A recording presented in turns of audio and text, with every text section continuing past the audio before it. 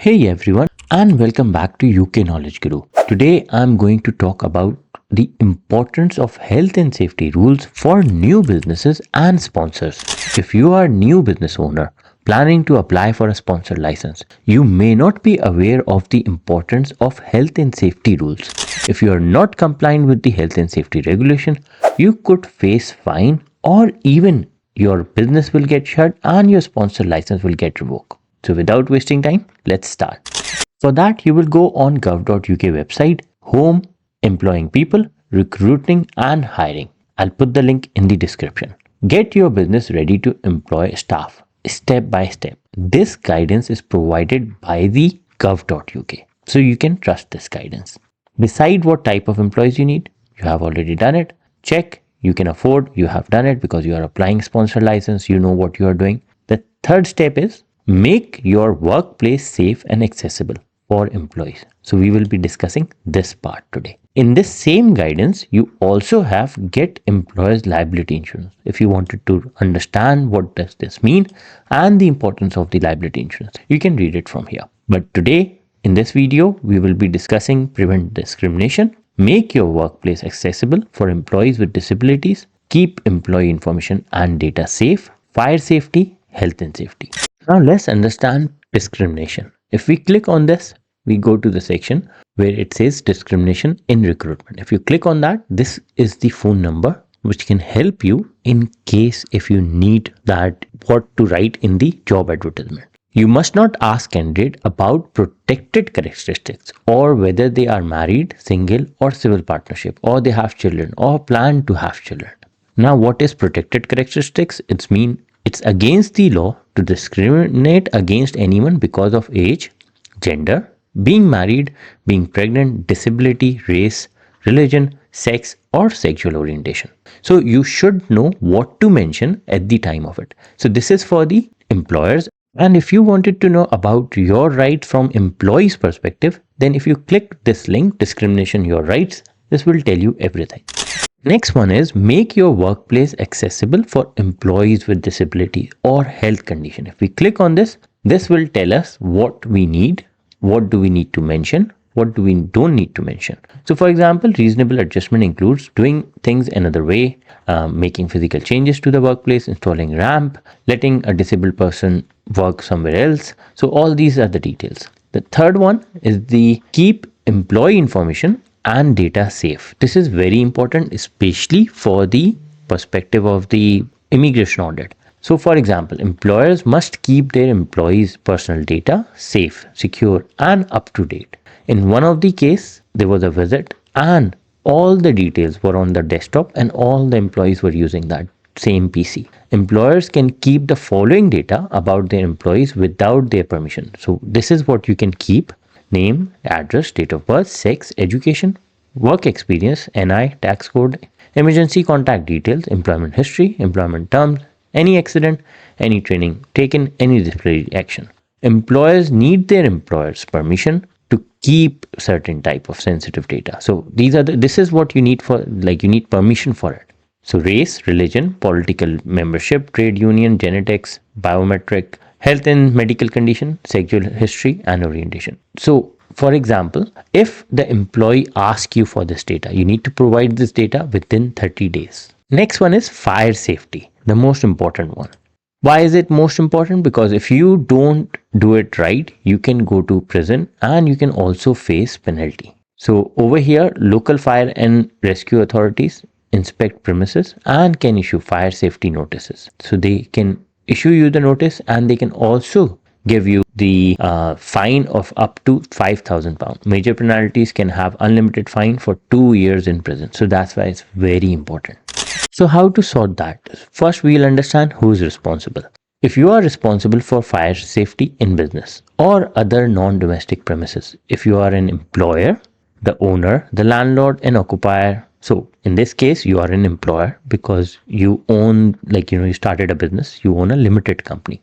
Now, what are your responsibilities? Carry out the fire risk assessment of the premises and review it regularly. So if you don't have risk assessment, then obviously you're missing a point over here. So you should have it. I'll show you in a minute how to get that. Tell staff and their representative about the risk if you have identified, put in place and maintain appropriate fire safety measures, plan for an emergency, provide staff information in fire safety instruction and training. So if we click on fire risk assessment on the same page, we will come to this page. Now, carrying out assessment, identify the fire hazards, identify people at risk, evaluate, remove and reduce the risk. Record your findings, review and update. If you click on this chart, I'll put the link in the description as well.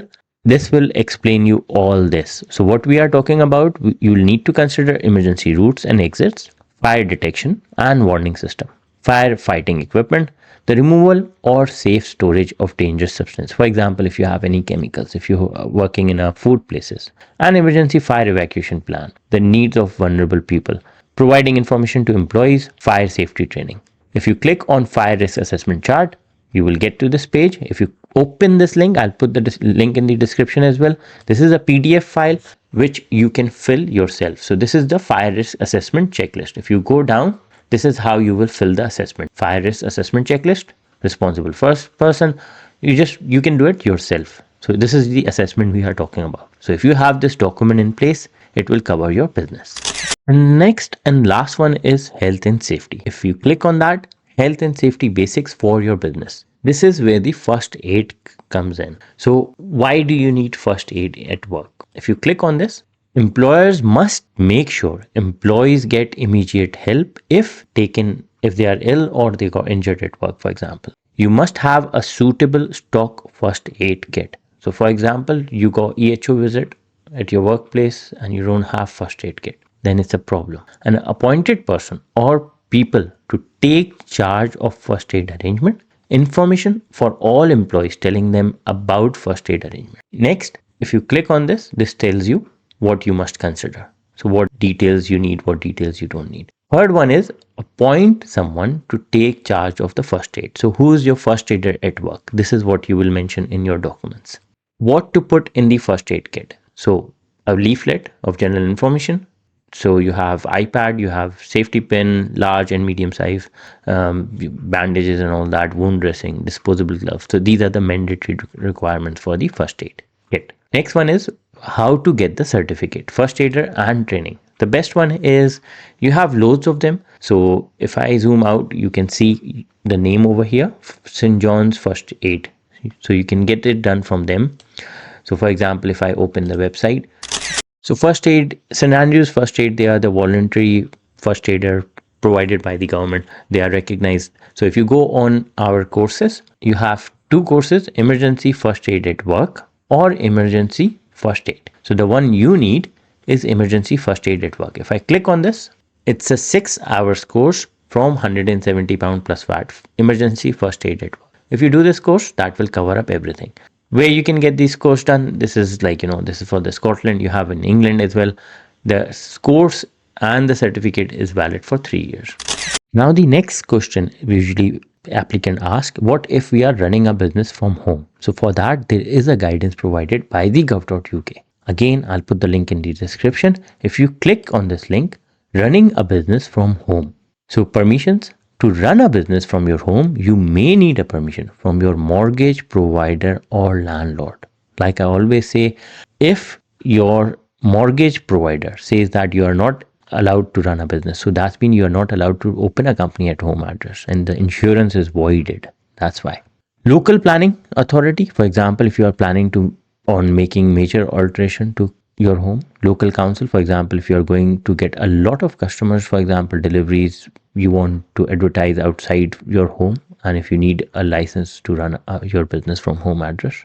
Insurance, you may need insurance for your business. Home insurance may not cover your business.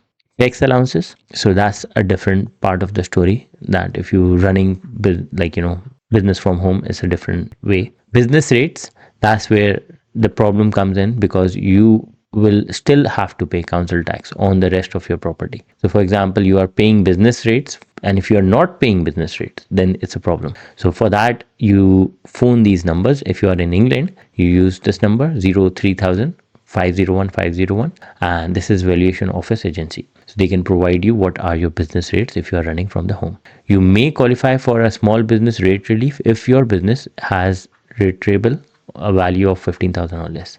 Again, health and safety, which we just discussed, you'll need to manage health and safety as you would. For example, if you're running a business from your home, you still need to manage this health and safety.